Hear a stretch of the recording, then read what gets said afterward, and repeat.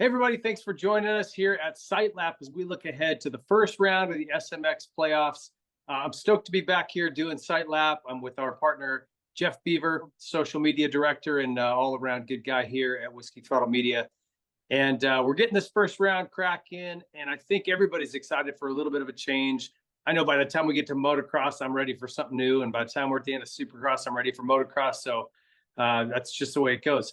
Let's take a quick look here at what we got looking ahead to zMax Dragway in Concord, North Carolina. It's going to be 82 degrees and, of course, beautiful all week long, but a pretty decent chance of rain on Saturday. Now, it only says 37%, but if you know anything about the North Carolina area, that can be pretty significant. So as we go into the weekend, just a quick little kind of recap, throwing back to last year.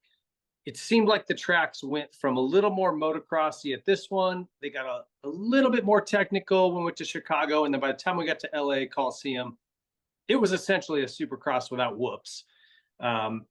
Huge rhythm lanes and a little bit quicker maybe than usual, kind of Monster Energy Cup-ish.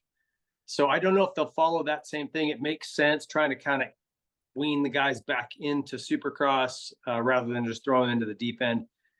Either way, there won't be any whoops. I think they've kind of made that determination. They're going to keep those out of the course. They are using the same dirt, right? You spoke to somebody, Jeff, and clarified that. Yeah, so I did the press conference with Ricky Carmichael and Bubba and everybody, all the media and Feld and the SMX, the whole team yesterday. And one of the questions I asked was, hey, are we going to use the same dirt? Did you guys store it? And it's going to be the same exact dirt you guys used for SMX last time at Charlotte. And they verified yes, which led me into the next question is, are we going to use the Dallas Supercross dirt, which I wouldn't figure there'd be enough yards of dirt to do a Supercross track to make an SMX track.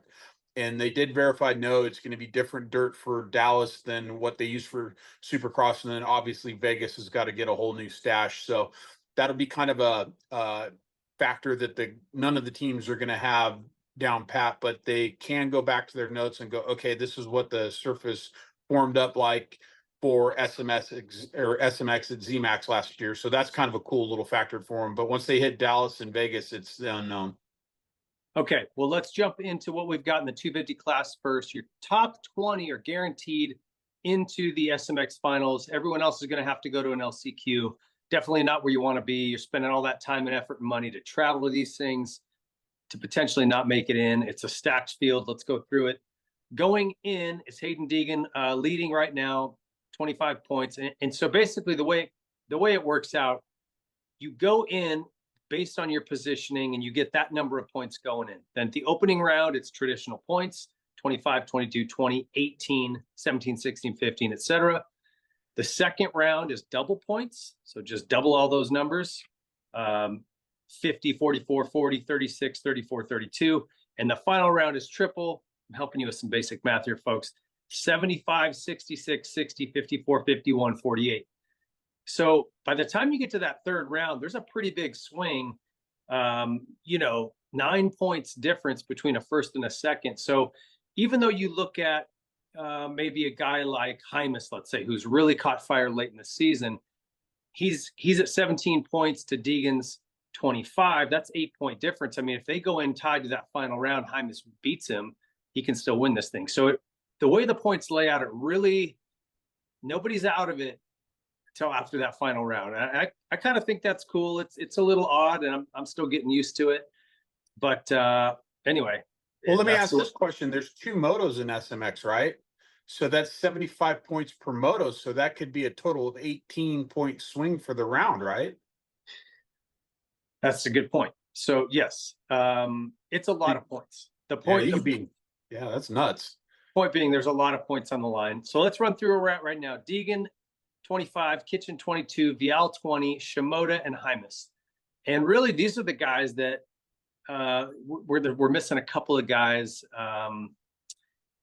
You got to add RJ in there. There's a couple of guys who have been competitive all season, and at the front, he was just out with an injury. But those have been really the guys. If you're going to put 6 guys kind of in a class of their own, those are the guys. And they're all going to be right there in points. RJ's way back in 13th in points, so he's going to be digging himself out of a little bit of a hole. But again, like I said, if he can catch fire and win these last couple of rounds, he's still in it, which makes this thing pretty cool. So outside of that, you've got 16th or 6th place rather, Smith. 7th is Pierce Brown. 8th, Jalik Swoll. Beaumer, Ryder D in 10th. Masterpool, Anstey. RJ Bennett, who's not going to be racing, is getting an injury healed up. And then Schock is 15th. That's your top 15. And there's a few notables here that didn't make the cut. They're going to the LCQ, including RJ Hampshire, Garrett Marchbank, Swoll, Savachi, Thrasher, McAdoo, and Talon Hawkins, our buddy. All those guys not into the top 20 in points, going to have to ride that LCQ.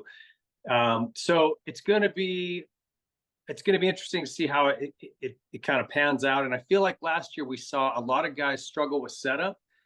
And it's the one thing I don't really love about this track layout, these hybrid tracks, is it's like, and it's stuff I'm going to be asking guys this week, is do you take a supercross setting and then soften it up? Or do you take an outdoor setting and firm it up? Or do you have, like take a Daytona setting and start with that? There's a lot of different ways to skin this cat, but you can't just take outdoor stuff or just supercross stuff. It wouldn't work. You've got to find some middle ground. Do you think that's why they are saying no whoops in SMX? Because if you put the whoops in there with a hybrid setup, you're just going to weed people. Is that kind of the thought process, you think? I think that's part of it. And they just don't want to get people hurt. They're trying to make it as easy of a transition as they can. So I think all those things play into it. You had, Jeff, I thought it was interesting. You took a couple of polls on our social media and got back some interesting feedback. Let's hear the 250 polls that you got.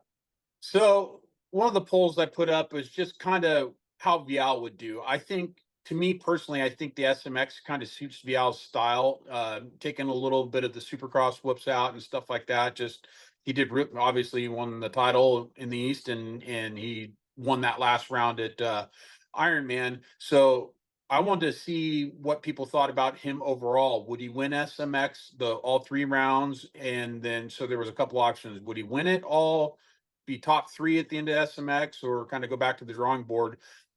And so across the board, they said 9% of people thought he would win it. 64% of people thought he'd be in that top 3, which is a hell of a payday. I don't think he wants to be in that top 3. I think he, like everybody, wants to be the top. And then 27% said back to the drawing board, which I think he's going to do better than back to the drawing board. And then also wanted to ask, kind of with RJ just kind of coming out of nowhere and bulldogging a podium, finishing the overall at Ironman, for zMax Dragway, would he win? Would he podium or be top 10? And so 20% of the people thought that he would win it.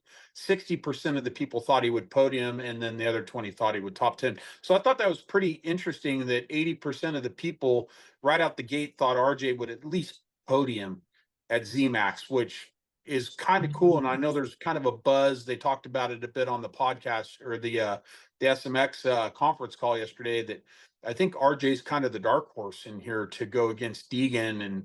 And I think that's kind of the matchup that everybody's kind of building up. Yeah, I agree. I think, as a quick sort of looking ahead to this weekend, I think everybody kind of has Hayden Deegan picked as the man to beat. And rightfully so. Reigning SMX champion, new outdoor champion. He's just got everything going on right now. And the guys that can really run with him and beat him, we've seen Chance Hymas do it. But I question his health. This dude has had a jacked up knee early in the year. He took that big hit at Unadilla. He's had a couple, burned himself. He's gotten beat up a little bit this summer. And I don't know how he's feeling. Only he does. He keeps showing up to race. He has the speed. There's no question. Levi Kitchen definitely has the speed. I just haven't seen the fight out of Levi that I think it's going to take to beat Hayden. You got to want it. I mean, this kid, when Deegan digs in, he's like a tick. He just won't let go. He is going to do everything he can do to win. And I think the one guy that matches that intensity is RJ Hampshire. So not really surprised to me that people see 80% of people see him at least on the podium. Yeah. I think he's the one guy that can get it done. He'll go, it's wreckers or checkers for that dude. That's always been his MO. And I'm here for it. I'm ready to see it. Love to see Joe Shimoda step up. Vial, obviously, it's all of these guys we talked about. Is there anybody you think that can surprise Jeff? Man, I don't know. I think Marchbanks could be a sneaker in there on that PC bike. I think he could hurt some feelings really bad. I mean, he was running top 4, top 5 in Supercross, and he had a top 5 in outdoors right out the gate on that PC bike. That guy would be a dark horse. I think. I think he could hurt some feelings real quick. Yeah, I'd like to see what Masterpool is going to do. Definitely more of an outdoor guy, but maybe at least these first couple of tracks, if it plays out like it did last year, would be something he'd be comfortable with, just higher speed. So really curious to see how he does. And also Beaumer. Yeah. He's not as much of an outdoor guy, but because this is a hybrid, maybe he gets comfortable and surprises us with a good start. I think he could be up there. So super interesting. And also Savachi is a big question mark. Doesn't have a 250 Supercross setup. Don't know if they'll try, but anyway, interesting. So we'll see what happens. Thrasher and McAdoo, they're going to be in racing the LCQ. Be interesting to see what happens there. Let's move on to the 450 class. And before we do, I want to thank our sponsors.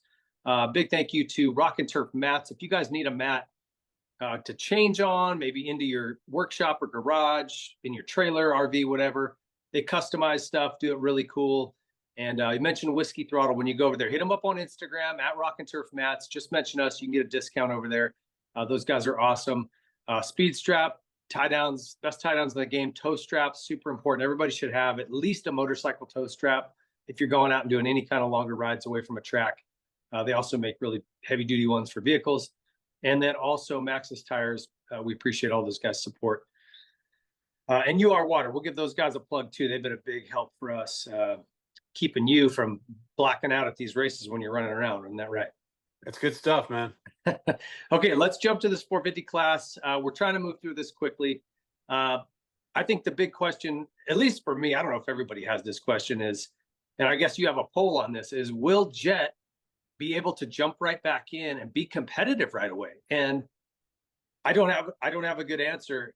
As I'm looking at the points, we'll run through this real quick just so we know where everyone's at. Chase Sexton comes in leading with 25, Hunter Lawrence in second at 22, Anderson third, Justin Cooper, and then Jett Lawrence fifth. So he's right now sitting at 17 points. That's an 8-point swing between he and Sexton. So certainly not insurmountable, especially when we start talking about these double and triple point rounds. It's really almost insignificant. Past him, you've got AP in 6, Stewart, Ferrandis, Barsha, Webb. That's your top 10.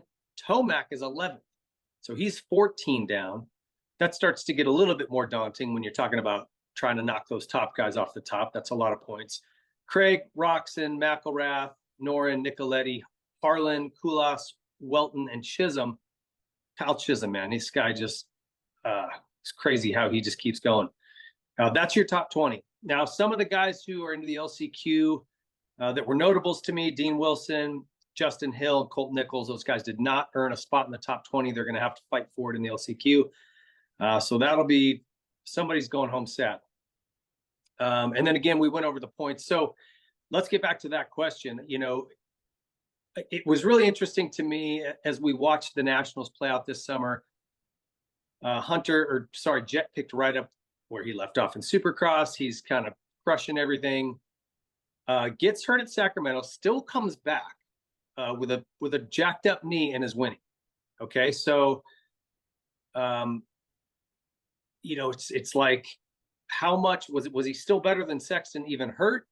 Did Sexton figure things out once he was gone? Did he just build his confidence and now he's riding better?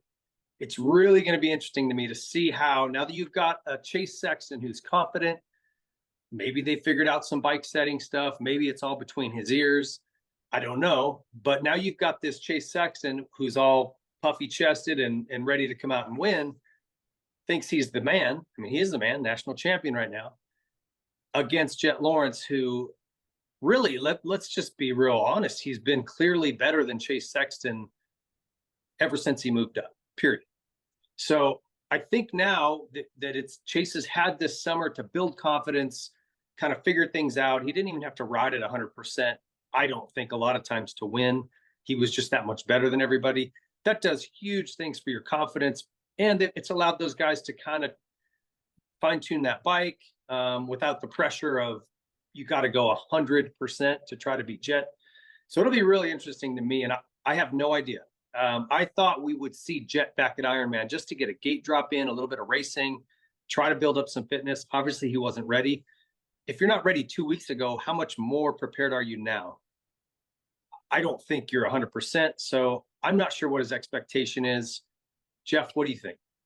Well, I put a poll on Instagram, and this thing had a lot of responses. Anything, if you put a post up of Jett Lawrence right now, that thing just goes through the roof because nobody's seen him since the end of June. But 74% of the people, when I asked, will he pick up right where he left off? 74% of people said yes, he will take off winning. I mean, says a lot about the guy. I kind of don't know. I mean, I talked to some people in their camp around that circle down there at the dog pound over the summer of, is he going to come back for Ironman, blah, blah, blah. And so a couple people pretty close were like, kind of crazy that he's coming back for SMX, so I think he probably had a pretty significant injury, but he's got the best people in the world around him to put him back together, best doctors, best trainers, best, one of the best teams that's ever been, Honda. They're going to make smart decisions, and I don't think Lars would put him out there if he wasn't ready. But I think he'll definitely be on the podium. I don't know if he'll win right away, but if he does win, I hope Chase has his level 4 armor on, because that's going to do some damage. He's going to be taking some rounds. If he does not beat Jett, if Jett comes out and waxes him, his confidence is going to go down like the Titanic. Yeah, it may be unrecoverable. It may be a situation where it's like, okay, even you've had this whole summer to just get fine tuned. He was off getting a surgery and he still came back and beat you. That would be very, very tough going into 2025 for Chase Sexton. I don't think it's going to be as easy as 70% of the people think. I think I would put my money on Chase Sexton right now. If it's me, it's my money. Yeah, if he does, it's going to be like those old Looney Tunes commercial where Wile E. Coyote slides into the ground and the headstone pops up, and here lies Chase Sexton's confidence. If he loses, he's screwed. So let's run through it real quick. Hunter, I think Hunter will do what he's done all season long. He'll be good. He'll be consistent. He'll be on the podium. I don't know that he's got what it takes to beat his brother or Chase for this championship. Personally, I'm not sure. He'll have to prove me wrong, and I'd love to see it. I really like Hunter. It's been awesome to watch his progression this year. He's so calculated. I mean, he had that big crash at Redbud, but I mean, he's just a very calculated rider. He doesn't take really unnecessary risks. He knows where his limits are. He learns, he takes the positive out of things. I'm a big fan of his. Jason Anderson in third. I don't know. I'm not sure what we'll see. He hasn't blown me away this summer, but he can come out of nowhere and win. You just never know. Justin Cooper, I think another guy who had a good Supercross season, is fast outdoors. This could be a nice blend for him. This SMX track layout could work for him. AP, he's been great all year. I'd love to see him closer to the front, running up front. Cooper Webb. Now there's a question mark. Came back for some rounds, definitely wasn't up to speed. You got to believe he's been working hard and trying to get kind of spooled up for this. There's a lot of money on the line. The SMX playoffs seem like they sort of carry you into the 25 season. You don't really have much time off. These guys probably take a few weeks, maybe 2-3 weeks, and then they're right back on the Supercross grind. So I imagine he's been working hard. And then Eli Tomac, I want to talk about two more guys. Eli Tomac, who came back at a podium at Ironman, great ride. Can he run up front with these guys? Man, I don't know. There's so many question marks still. SMX is so new. Look at last year. Jett missed his setting so bad at that opening round. Do you remember how bad he did? It was the worst race he had all year by a long ways. And they said, man, I just couldn't get the setting right, kept losing the front end. I think he had a couple crashes, if I remember right. So it's difficult to get set up for this. Not only is it a weird hybrid track, they're bringing dirt in, it's getting packed super, super hard with wheel loaders onto this, blacktop surface. So it's just an odd racing surface, period. So I think Eli is top 3, top 5, but I don't know. Maybe. What do you think? Where do you think Eli will end up? I think youth and enthusiasm is no match for age and treachery, and I think that's where Tomac's at in his career. And I think he's probably got a bigger bone to pick, chip on his shoulder than he's ever had in his life. And I don't think he wants to go out as well. He was great when he was on top. I think he kind of wants to go kick some ass his last round. I know he's going to do next year, but this is going to set the tone for his confidence, I think, for 25. If he can go slap Junior around and show him who daddy is, I think that's going to be pretty badass for everybody. Even if he only gets one win, he doesn't have to win SMX. I just think he has to get in there and beat those guys straight up. Yeah, be in the fight, beat somebody straight up. If he gets one moto win, this whole SMX thing, I think it sets a good tone for next year. Yeah, agreed. One other guy we have to talk about here before we wrap this up, and that's Kenroxon. Last year, did a couple of nationals, kind of like he did this year, although he had that experiment with the 250 that I don't think went as well as he thought it would. But man, last year when he jumped into these SMX rounds, he was good, really good. And in fact, won at Chicago, right? Jett let him by. There was the whole, or maybe he didn't win the overall, but he won the moto. It's the baby gift. Yeah.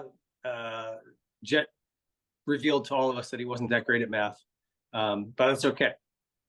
What Kenroxon showed us was that he really excels in this type of racing, whatever you want to call this. These little one-offs and short little series within a series, man, he can ramp up the intensity and do really well. He did say something that I thought was interesting after Ironman. He said he's dealing with some health issues again, some fitness issues, and I think it all stems back to his immune system, which was compromised and forever will be with the surgeries that he had on his arm. He had cadaver parts put in there and transplant stuff to keep that arm. I mean, it was radical, and that forever he'll be on immune suppressors, I believe, the rest of his life to keep his body from rejecting that stuff. And that obviously screws your immune system up, which affects recovery and everything else. So it's it's tough. It's tough for him to get feeling 100% and stay there. Especially with the grind. I think he messed up. He should have amputated it and got himself a Christian Craig T100 arm, the Terminator arm. It had never got arm pump in that arm. He would have been dialed.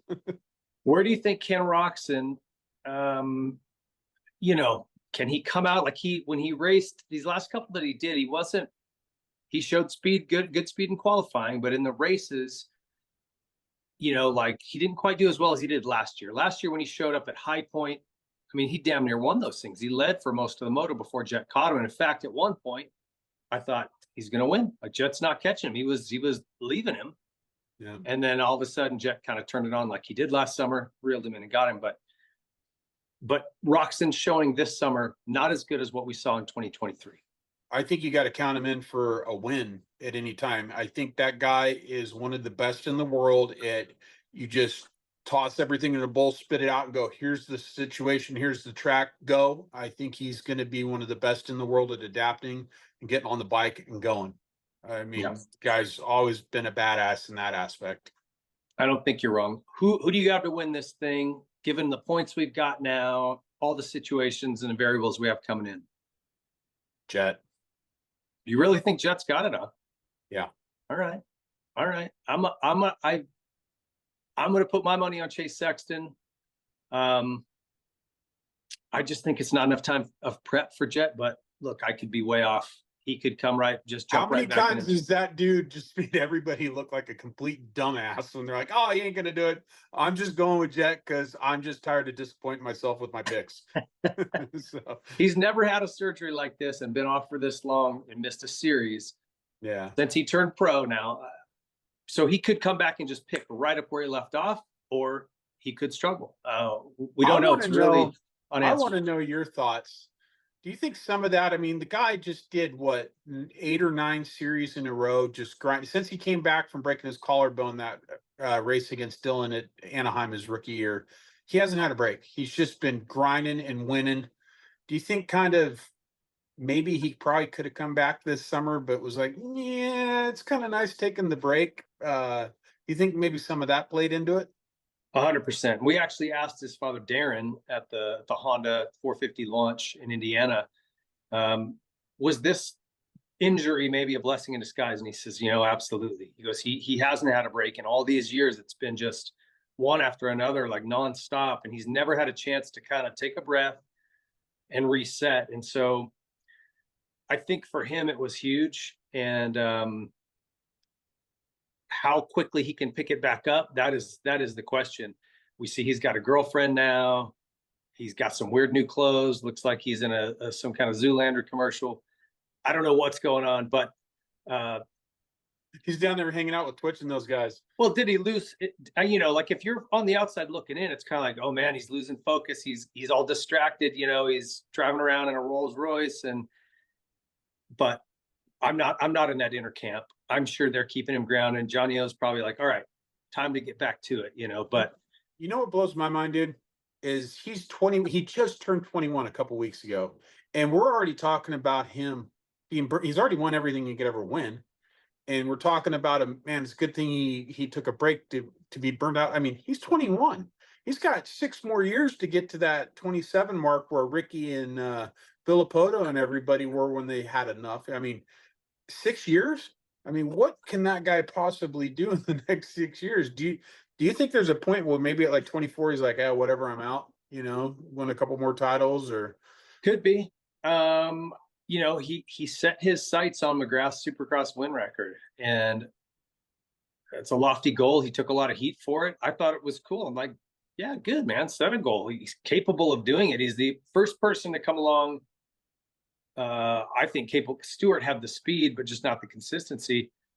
Jett's the perfect package. He's the real deal. And so if anyone can do that, it's him. Yeah. But when you start looking at, okay, he's got to go 8 or 9 seasons of winning a lot to do that. Well, that's a long time. I mean, so you're going to need some breaks, and this is a nice little pause here at the beginning.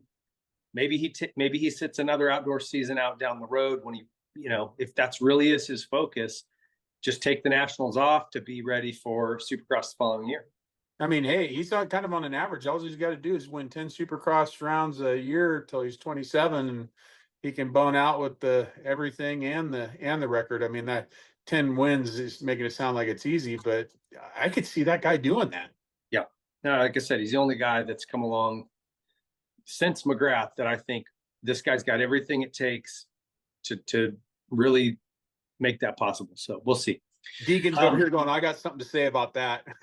Well, he's not even in the 450 class, so let him get one. I mean, but when he gets there, he's going to be raising his hand, go, hold on. Yeah, so we'll see. And I think that right now, because we've had this conversation too, is who's the guy that's going to come up and challenge Jett? And I think between he and Prado, those are your 2 best bets right now that I see. Yeah. And that might be a problem for Jett. 10 wins is tough when you got a guy like Deegan. If he continues his trend upwards, he's determined. He's a hard worker. He's got a lot of heart. So that'll be a problem for Jett. But that's a conversation for another day.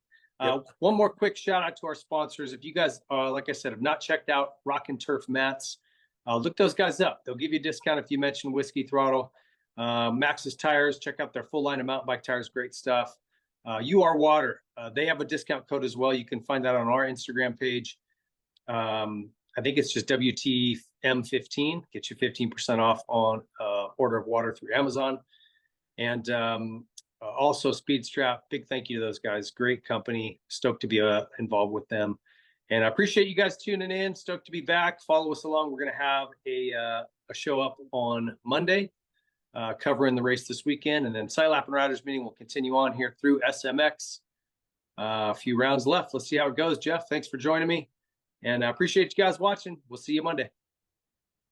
If you like this video, please be sure to leave a like, Subscribe to the channel, hit the notification bell so you don't miss any of our future videos, comment what you thought, and share it with your friends.